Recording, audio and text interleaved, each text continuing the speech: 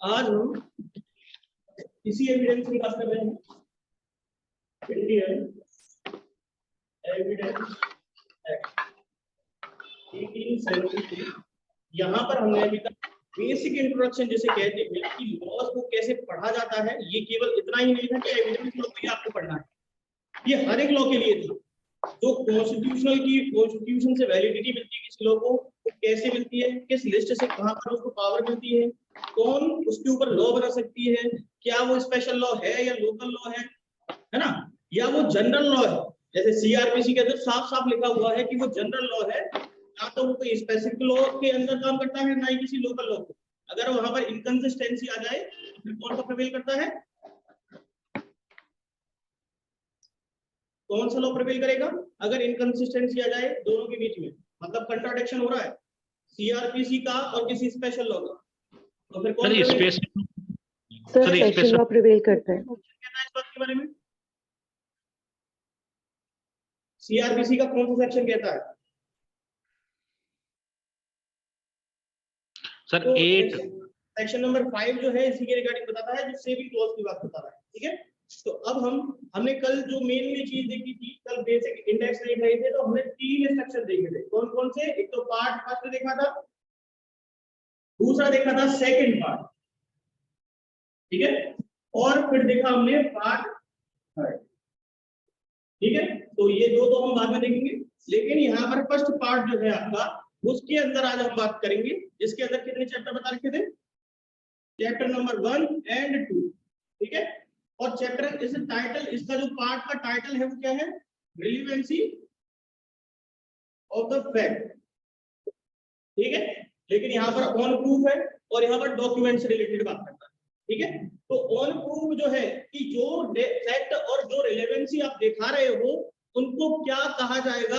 जो आपने evidence fact आपने दिए कोर्ट के सामने, कोर्ट भी तो पेश करोगे ना, कोई भी चीज दिखाओगे कोर्ट से, हाँ करोगे या ना करोगे, किसी चीज के बारे में किसी तरीके के तथ्य को दोगे और उसके बारे में कोई आपने एविडेंस दिया, ओरल हो सकता है, डॉक्यूमेंट्री हो सकता है, डायरेक्ट एविडेंस होता है, आई विटनेस कोई भी हो सकता है। तो वो जो चीज होगी वो यहां से निकलेगी, क्योंकि रिलेवेंसी फैक्ट ये होगी, और वो प्रूफ कहां होगी? ऑन प्रूफ यहां पर होगी कि वो एविडेंस जो आपने दिया है वो किस तरीके का होगा। तो ये कौन बताएगा आपको? चैप्टर नंबर 2 बताएगा। लेकिन अभी हमें इसके बारे में डिस्कस नहीं करना है, यहां पर हम देखेंगे रिलेवेंसी ऑफ द फैक्ट के regarding. Relevancy of the fact क्या कहती है? सबसे पहले चैप्टर नंबर 1 के अंदर कितने सेक्शन बताए हैं? 1 to 4। और ये जो 1 to 4 है चैप्टर नंबर 1 में, और चैप्टर नंबर 2 में है 5 to 55। तो टोटल कितने हो गए इस पार्ट के अंदर? 1 to 55 सेक्शंस। यहां तक हमने कल भी देख लिया था, लेकिन आज जो हम बात कर रहे हैं, ये जो आपको बताएगा वो बताएगा प्रीलिमिनरी, मतलब प्रारंभिक जो इंट्रोडक्शन है पार्ट, उसके बारे में। ठीक है, तो ये बता रहा है आपको, और दूसरा बताएगा रिलेवेंसी ऑफ द फैक्ट के बारे में। रिलेवेंसी ऑफ द फैक्ट, अब देखो ये रिलेवेंसी ऑफ द फैक्ट, यही चैप्टर का नाम था पार्ट 1 का, और सेम इसको जोड़ दिया कि जो भी फैक्ट की आपस में रिलेवेंसी होगी, एक दूसरे से जो सुसंगत होंगे, हिंदी में अगर कहें तो सुसंगत है, एक फैक्ट जब दूसरे फैक्ट से कहीं ना कहीं किसी तरीके से कनेक्टेड है या रिलेवेंट है, रिलेशन है उसका कहीं ना कहीं, जैसे कि पिता का अपने बेटे से रिलेशन, तो वो क्या बन गया? एक रिलेवेंट फैक्ट बन गया। एक बेटा है वो एक फैक्ट है, और एक पिता है वो भी एक फैक्ट है, लेकिन इन दोनों का रिलेशन क्या कहलाया? रिलेवेंट फैक्ट कहलाया। लेकिन अगर यही क्वेश्चन अगर उनके बीच में उठ जाए कि ये यहाँ पर डाउट कोई ये राइज कर दे कि क्या ये पिता जो है, इस बच्चे का पिता जो है वो यही व्यक्ति है, या ये क्वेश्चन कर दे वहां पर कि क्या ये जो बच्चा है क्या इन व्यक्तियों का, इस व्यक्ति का ही है, तो दोनों तरफ से क्वेश्चन उठाना। अब ये जो क्वेश्चन उठाए ये क्या कहलाएगा अपने आप में? फैक्ट इन इशू कहते हैं। जब किसी तरीके का कोई डिस्प्यूट अराइज हो जाए किसी फैक्ट को लेकर के, तो वो क्या बन गया? Fact in issue. फैक्ट तो दोनों ही थे, लेकिन क्या बन गया? वो डिस्प्यूट अराइज हो गया। जैसे कि किसी ने किसी का मर्डर किया, तो जब मर्डर किया तो मर्डर क्या किया? एक फैक्ट बन गया ना। आपने देखा, किसी और ने देखा, किसी कोई मतलब नहीं हमें, लेकिन वो मर्डर किया हुआ जो पड़ा है व्यक्ति, जिसका मर्डर हो चुका है, वो क्या है? डेड बॉडी, एक फैक्ट है, लेकिन उसके ऊपर डिस्प्यूट अराइज क्या हुआ कि ये किसने मारा है, तो क्या बन गया वो फैक्ट इशू। इसी चीज के बारे में आपको कहां पढ़ने को मिलेगा, इस रिलेवेंसी ऑफ द फैक्ट में कि कौन कौन सी इसके प्रोविजन जो है, इस चैप्टर के जो प्रोविजन है उनके अकॉर्डिंग ही उसको क्या मानेंगे हम रिलेवेंट फैक्ट मानेंगे। लेकिन इंडियन एविडेंस एक्ट आपको एक बहुत बेहतरीन बात बताता है कि जब फैक्ट तो सारी चीज है और फैक्ट इन इशू से कनेक्टेड होगी तभी मानेगा। इसका मतलब क्या है कि हर तरीके का आपने अगर एविडेंस दिया कोर्ट के सामने, आप कोर्ट के सामने कुछ भी पेश कर दो, हर चीज एविडेंस बन जाएगी। तो फिर क्या हुआ कि इस एविडेंस एक्ट से क्या हुआ, उस एविडेंस के ऊपर रेस्ट्रिक्शन लगा दी गई। क्या लगा दी, रेस्ट्रिक्शन क्यों लगाई, क्योंकि आप तो कुछ भी कोर्ट के सामने पेश कर दोगे, कोर्ट तो पागल हो जाएगा, जज ही पागल हो जाएगा, क्या कर रहा है, हर चीज दिखा रहा है मेरे सामने, तो कोर्ट कहां तक एविडेंस देगा किसी की। तो कोर्ट क्या करता है, वहां पर उस व्यक्ति की इंटेंशन देखता है और according to provision of relevancy of the fact को ध्यान में रखते हुए ही उसको देखता है कि इसके ऊपर मैं बार लगाऊं, रेस्ट्रिक्टिव करूं इसे या नहीं करूं। इस रेस्ट्रिक्शन के बारे में आपको कौन सा सेक्शन बताता है, सेक्शन नंबर 5, जहां से इसको स्टार्ट करते हैं। वो सीधा सीधा कहता है कि एक तो रिलेवेंट फैक्ट होना चाहिए और फैक्ट इन इशू से रिलेटेड होना चाहिए, और उससे अलग कोई भी एविडेंस हुआ तो उसको रिजेक्ट कर दिया जाएगा, अलग हो जाएगा। अब इससे क्या होगा, छटनी हो गई। जैसे आपने सुना हो किसी गेहूं, और पहले जब गेहूं से पहले उसकी जो बाल होती है, फसल देखिए ना, फसल हुई होती देखी हो, तो उसमें से हमको क्या करना पड़ता है, एक तो उसमें से भूसा निकलता है, कचरा निकलता है ना अलग से, ठीक है, और दूसरा निकलता है उसमें से मेन जो हमारा क्या है, बीज जो है उसका गेहूं का, वो निकलता है। तो हमें उन दोनों को अलग कर लिया। मेन चीज क्या थी, हमारा गेहूं, क्योंकि हमें वो यूज में लेना है, और वो जो भूसा होगा उसे तो हमने रेस्ट्रिक्ट करा, अगर दोनों को खाएंगे तो हमें नुकसान करेगा, तो कोर्ट को ये सारी चीज नुकसान कर, तो इस चक्कर में इन दोनों को अलग कर दिया, और ये सेक्शन नंबर 5 इसी चीज के बारे में। लेकिन इससे पहले हम कुछ और चीजें देख लेते हैं। जब हम प्रिलिमिनरी के बारे में बात कर रहे हैं तो ये क्या बताएगा आपको, बेसिक इंट्रोडक्शन बताएगा। जैसे कि हमने कल डिस्कस ही किया था कि एप्लीकेबिलिटी कहाँ है, जुरिसडिक्शन क्या है, डेफिनेशन क्या होगी। जो डेफिनेशन जो इसमें जैसे कि कोर्ट है, रिलेवेंट फैक्ट है, फैक्ट इन इशू है, डॉक्यूमेंट है, एविडेंस है, ये सारी की सारी जो डेफिनेशंस है ये कहां पर यूज की गई है, इसी वेरक के अंदर यूज की गई है। और जहां पर ये शब्द मिलेंगे तो उसका मतलब क्या समझोगे, उसी की बात है, उस सेंस में समझोगे जो डेफिनेशन में बता रहा है। क्लियर ये बात, यहां तक भी हमें बात समझ में आ गई। इसी के साथ हमने सेक्शन नंबर 3 देखा, और सेक्शन नंबर 4 भी इसी चीज के बारे में बता रहा है, जो प्रिजम्पशन की बात बताता है, शैल, मे, प्रिज्यूम और कंक्लूसिव प्रूफ की बात, इन तरीके की देखेंगे। लेकिन साथ ही साथ हम यहाँ पर कुछ चैप्टर के भी, अब देखो इसके अंदर तो एक ही चैप्टर था, लेकिन इसको भी कुछ सब चैप्टर्स में डिवाइड कर रखा है। क्या कर रखा है, कुछ सब चैप्टर्स में डिवाइड कर रखा है इस रिलेवेंसी ऑफ द फैक्ट। जैसे कि फैक्ट के बारे में बात कर रखी है कि हर तरीके के फैक्ट, यहां पर कह सकते हैं general provision related to the fact, उसकी बात कहां की है इसे, उसकी बात सीधे सीधे कुछ पर्टिकुलर सेक्शन है जो कि सेक्शन नंबर 5 से लेकर के और करीबन 16 तक के प्रोविजंस में बताया गया। और फिर उसके बाद इसी के अंदर देखो ये सारे इफेक्ट है उन्हें को, लेकिन उनके नाम चेंज हो गए पर्टिकुलर सेंस। जैसे कि एक तो हो गया आपका फैक्ट जो कि जिससे रिलेटेड जनरल प्रोविजन, कि कब वो चीज अराइज हुई, कब उसके ऊपर डिस्प्यूट अराइज हुए, कौन सी डेट में हुए, सेम ट्रांजैक्शन में हुए, इस तरीके के कुछ प्रिंसिपल्स बताए हुए हैं फैक्ट के रिगार्डिंग कि कौन सा फैक्ट रिलेवेंट फैक्ट माना जाएगा। और इसी तरीके के कुछ स्टेटमेंट होते हैं जिनको अपन एडमिशन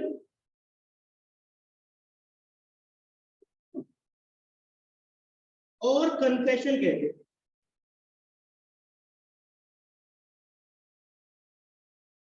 अब ये एडमिशन कन्फेशन क्या है, भाई कोई व्यक्ति स्टेटमेंट अपनी तरफ से जारी कर रहा है, अपनी तरफ से कुछ भी डॉक्यूमेंट से या किसी ओरल एविडेंस अगर किसी तरीके का भी देता है, अब वो डिपेंड करेगा कि वो एडमिशन माना जाए या कन्फेशन। तो है किससे रिलेटेड वो, अगर कि वो फैक्ट इश्यू से रिलेवेंट है तो वो क्या है, रिलेवेंट फैक्ट है। तो ये भी स्पेशल अलग से बता रखी है इसकी प्रोविजन। तो 17 से लेकर के करीबन 31 तक के प्रोविजन ये बता।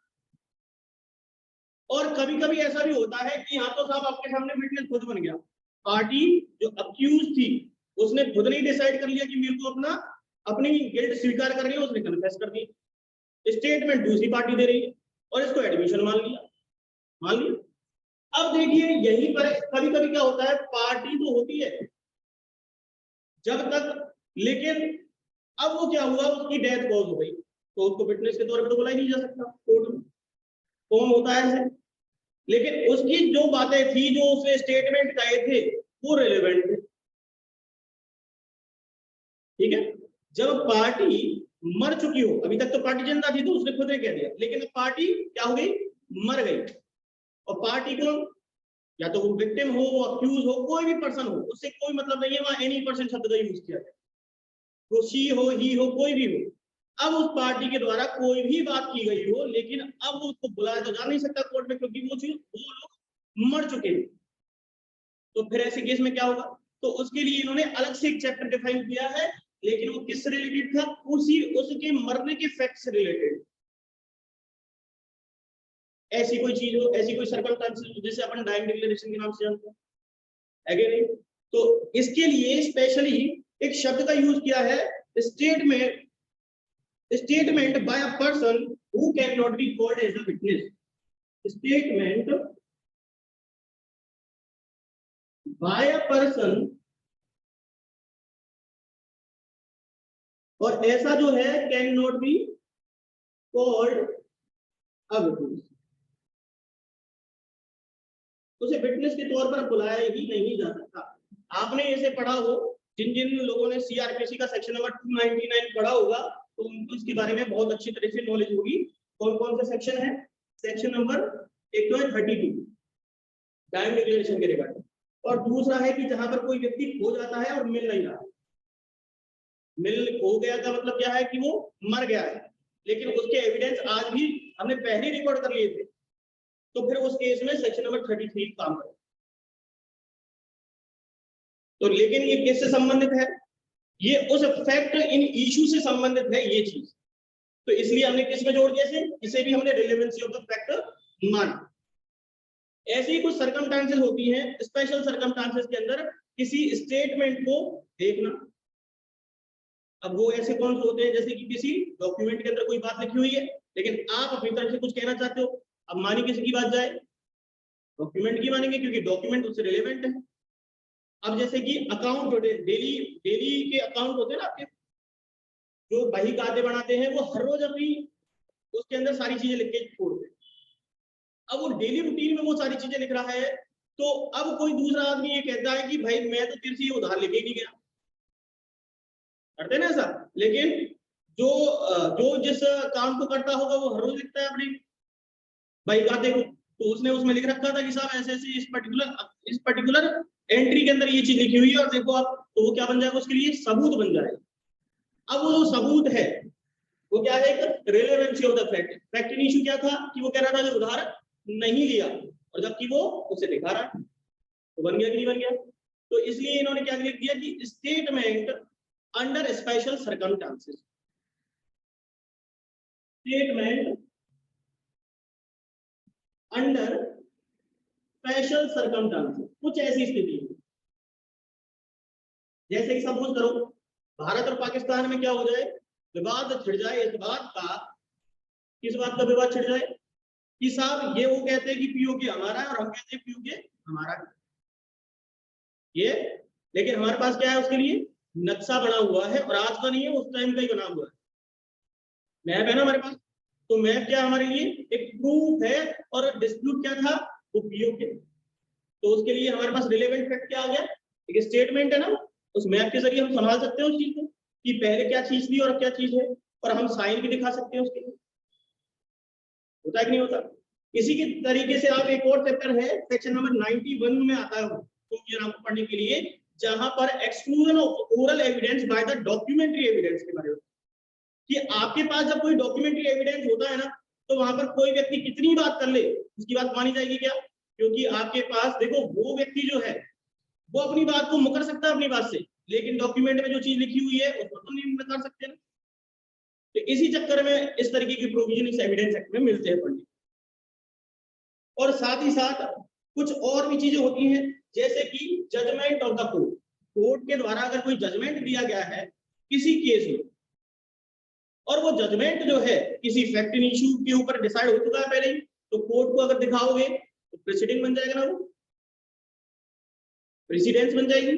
अब वो क्या हो जाएगा, वहां पर वो रिलेवेंट होगा कि नहीं होगा, तो वो भी एक कंक्लूसिव प्रूफ मान लिया जाएगा। तो वहां पर इस तरीके की चीजें हैं, तो जजमेंट ऑफ द कोर्ट भी इसके अंदर इंक्लूड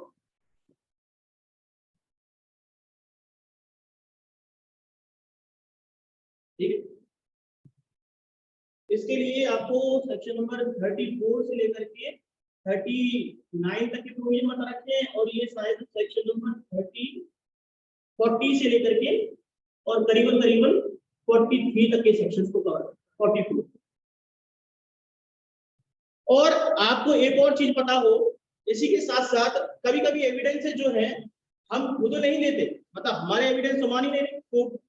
अगर हम, मैं अक्यूज और मैं कहता हूं मैंने मर्डर नहीं किया, मान लेगी क्या? इसी दिन नहीं मानेगी।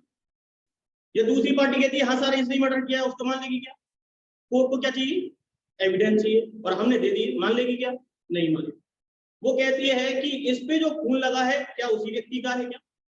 वो कहता है कि फिंगरप्रिंट जिसके थे उस चाकू के ऊपर क्या उसी व्यक्ति के था, तो ये सबूत कहां से आएगा? तो ये कहता है फॉरेंसिक साइंस का यूज करें, तो फॉरेंसिक एविडेंस चाहिए हमें। तो उसके लिए क्या होता है, एक्सपर्ट्स को बुलाया जाता है। तो वो एक्सपर्ट जो है हमारी डिस्प्यूट के लिए में था, जो मर गया है और जो विक्टिम है और अक्यूज पर्सन के बीच में, लेकिन वो पार्टी कौन हो गई? थर्ड पार्टी हो गई, जिसके एविडेंस को हम मान रहे हैं। अब वो एविडेंस वैलिड भी माना जाएगा, एडमिसिबल भी हो सकता है। तो इस चक्कर में क्या होता है, रिलेवेंसी ऑफ द फैक्ट संबंधित हो गया कि नहीं हो गया? तो फिर ये क्या कहता है इसके लिए, कहता है थर्ड पार्टी के एविडेंस के बारे में। तो क्या बोलते हैं इसको? Opinion of third person. क्या बोलेंगे इसको? Opinion of third. ये भी आपका एक कंसेप्ट है। सेक्शन नंबर कितने से कितने हैं? सेक्शन नंबर 45 से लेकर के 51 तक के सेक्शन को ये कवर, जहां पर ओपिनियन ऑफ थर्ड पर्सन की, एक्सपर्ट्स की बात की जा रही है। ठीक है। और इसी के साथ साथ एक और चीज पढ़ते हैं अपन, करेक्टर।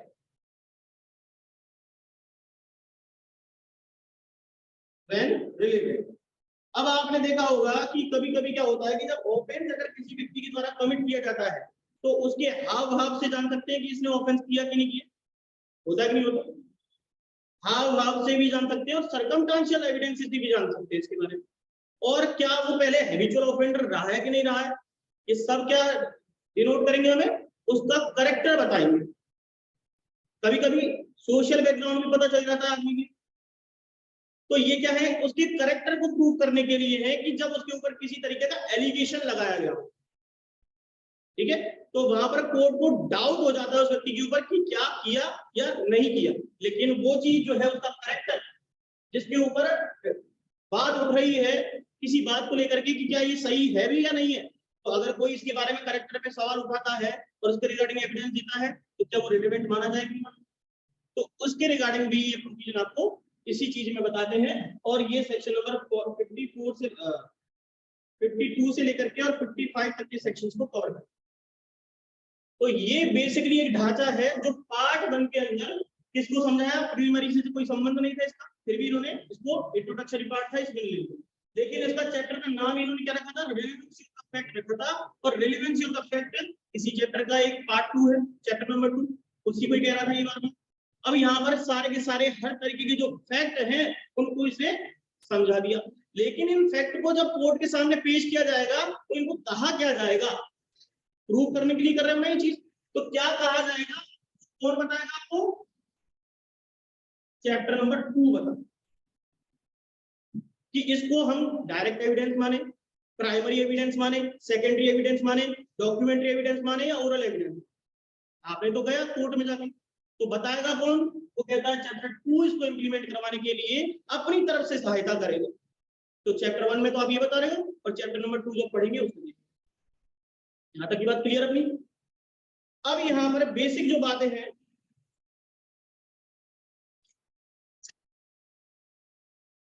अच्छा इसको आप ऐसे लिख सकते हो, एडमिशन।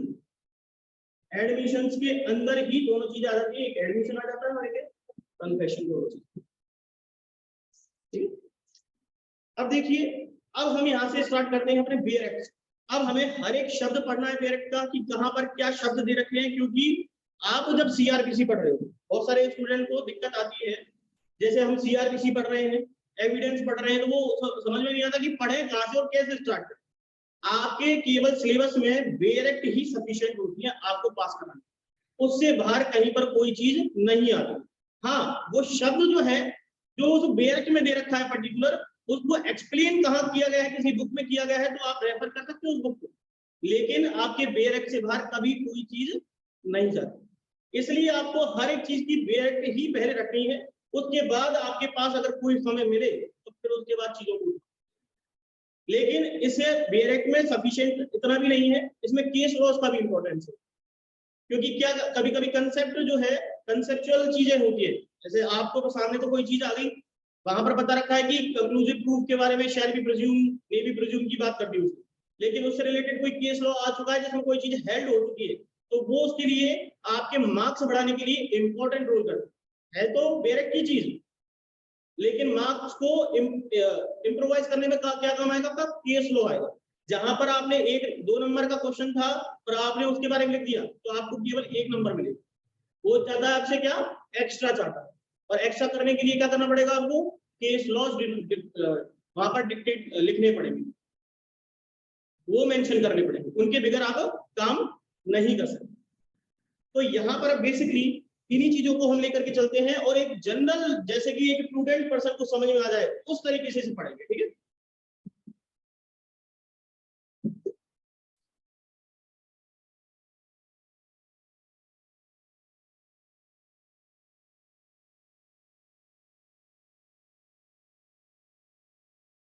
देखिए, अब हम बात करते हैं सबसे पहले, कल हमने इसके अंदर प्रेसिडेंट की असेंट, एक्ट की साइटेशन, और क्या देख लिया, इंप्लीमेंटेशन कब हुआ, मतलब इसको एनफोर्स कब किया गया, ये सारी चीजें देख ली थी।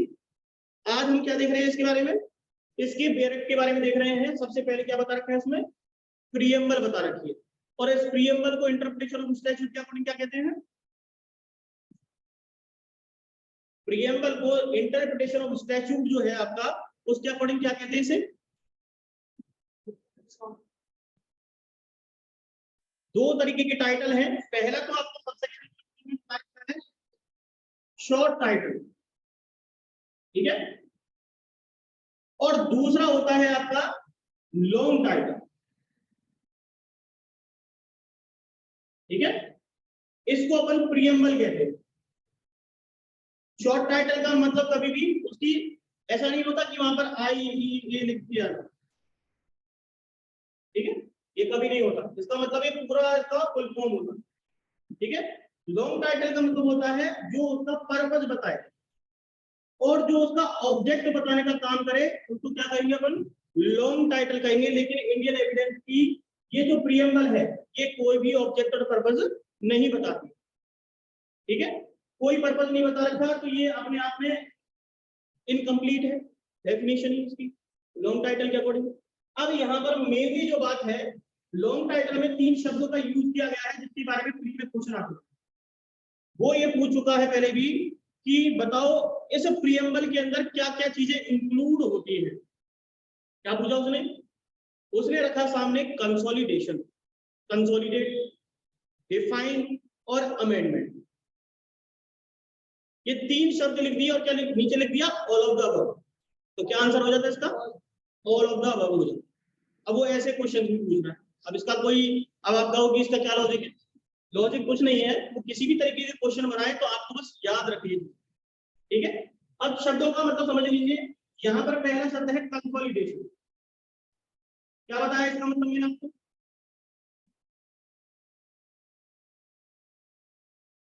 क्या बताया था कंसोलिडेशन का मतलब, इसको हिंदी में बोलते हैं समेकन करना,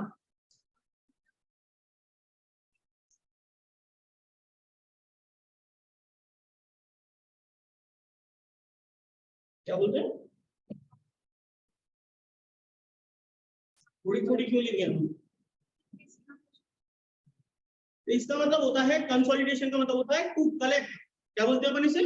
टू कलेक्ट, इकट्ठा करना। अब इकट्ठा आप आज की डेट में करो या पहले कभी डेट में किया हो तो वो सारा इकट्ठा हो, सारा का सारा इकट्ठा ही माना जाता है। तो इसको कंसोलिडेशन इसलिए कहा है। ये एक्ट कैसा है? कंसोलिडेट है। ये बहुत सारे एक्ट के अंदर लिखा आता है ऐसा, ठीक है। दूसरा है डिफाइन करना। तो आपको पता है एविडेंस, अगर कोई भी शब्द कहीं पर किसी तरीके का एविडेंस रिलेटेड आ जाए और वहां पर किसी चीज की बात करेगा तो डिफाइन कहा किया होगा उसे, इसी एक्ट के अकॉर्डिंग माना जाए। तो इसलिए इसमें क्या लिखा? डिफाइन। और तीसरा है अमेंड। अमेंड किया जा सकता है, संशोधित किया जा सकता है लॉ ऑफ एविडेंस के इसी तरीके। अब इसका कोई ऐसा कोई खास मतलब नहीं था, लेकिन यहाँ पर हमारे सामने क्या है? शॉर्ट टाइटल, दूसरा है एक्सटेंड, विस्तार, और तीसरा है कमेंसरी।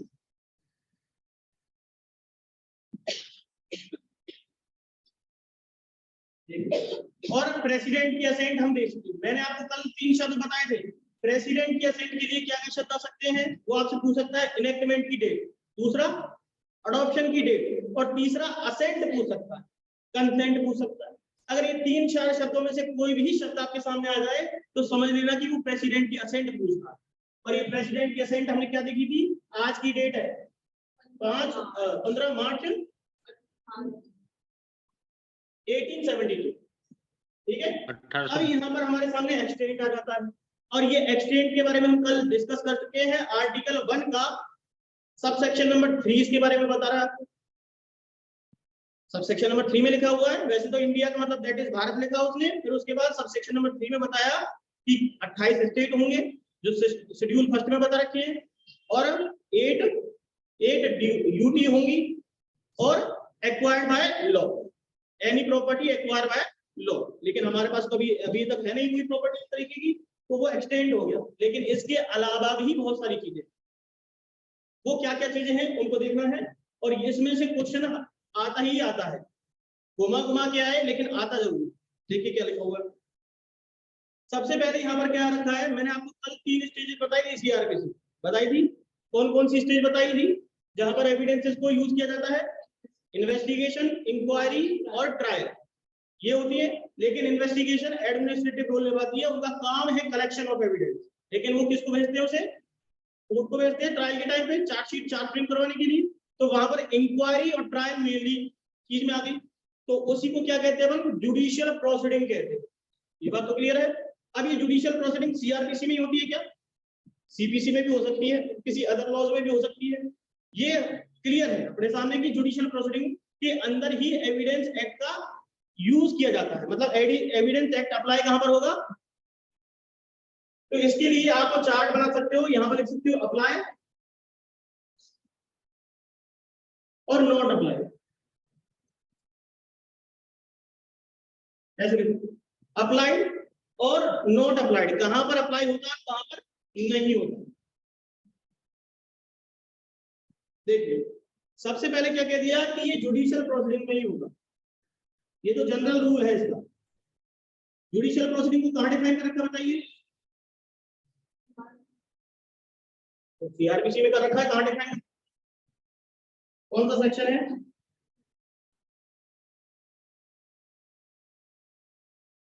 सेक्शन नंबर 2I के अंदर बता रखा है जुडिशियल प्रोसीडिंग क्या होती है, ठीक है। अब ये जुडिशियल प्रोसीडिंग आपको समझ में आ गई। दूसरा हमें समझ में आ रहा है यहाँ पर, उसने क्या लिख दिया कि जुडिशियल प्रोसीडिंग किसके द्वारा की जा रही है? कोर्ट के द्वारा की जा रही है। तो ये जो कोर्ट है आपका, इसको यही डिफाइन कर रखा है आपके सेक्शन नंबर 3 में।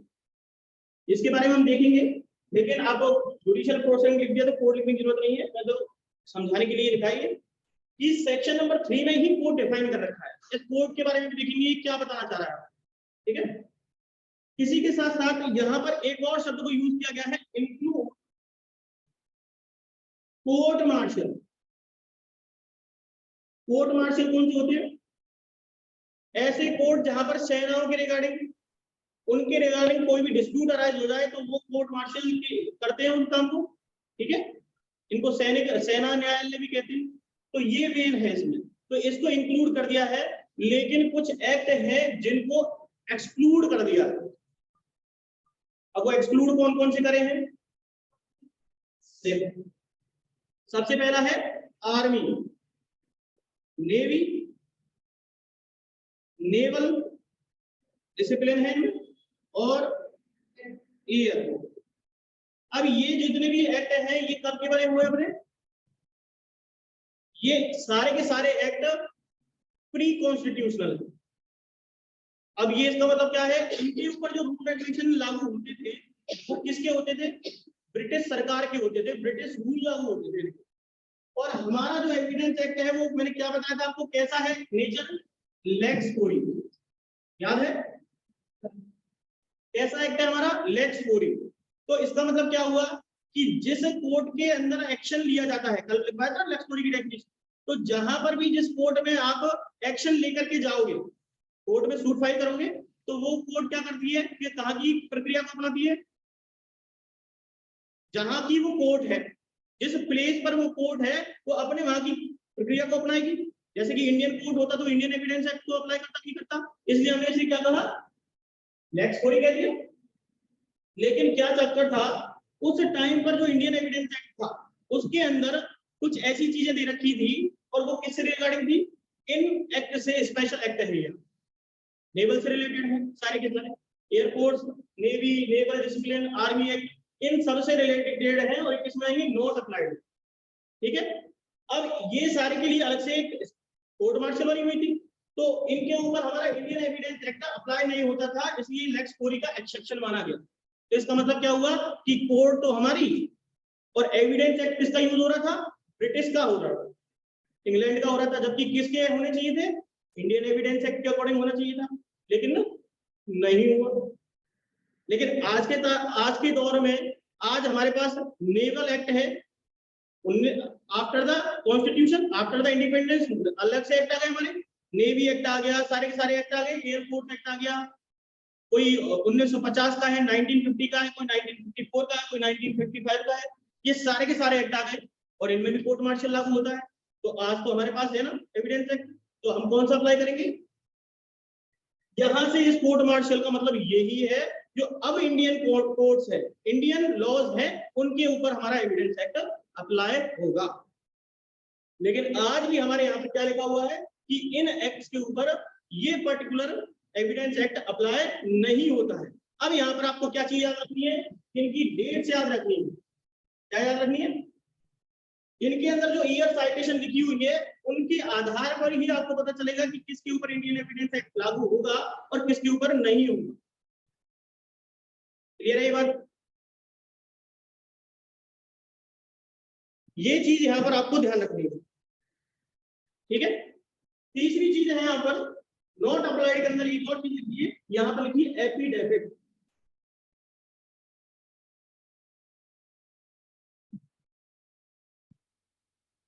अब ये एफिडेविट क्या है, अब यहाँ पर एफिडेविट के ऊपर इंडियन एविडेंस एक्ट क्यों लागू हो रहा, मैंने जैसे कि पहले ही बताया कि हम अपनी तरफ से कोई चीज लिख के दे देंगे, कोर्ट मना कर देगी, क्योंकि मेरा स्टेटमेंट है, किसी एविडेंस थोड़ा ना कोई, तो कोर्ट कहती है कि भाई आपने कोई एफिडेविट दिया है और आपने अपना ही स्टेटमेंट लिख के दिया है, तो इसमें क्या बड़ी बात है। तो कोर्ट ने इसके लिए क्या कह दिया कि ये इसके ऊपर इंडियन एविडेंस एक्ट आपका लागू नहीं होगा, इंप्लीमेंट नहीं होगा, इसलिए ये भी नॉट अप्लाइड के अंदर आ जाता है।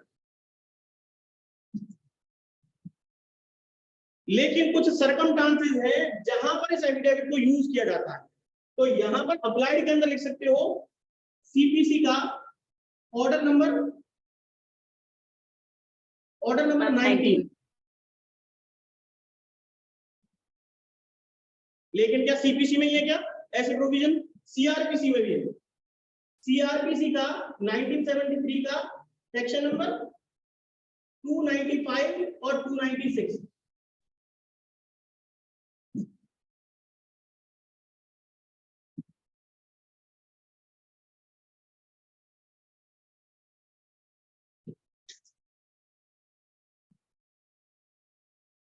ये क्लियर है क्या। अब देखिए ये तो हो गई एफिडेविट की बात, मैं इसके ऊपर केस भी लिखवाऊंगा आपको।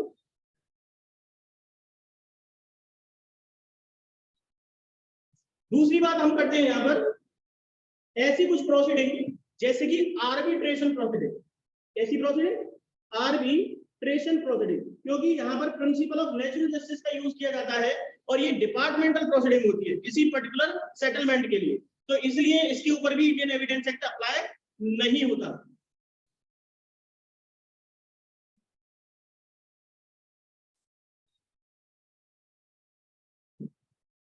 तीसरा ऐसा ही है एक और, इसके लिए लिखिए इंडस्ट्रियल ट्रिब्यूनल। Industrial tribunal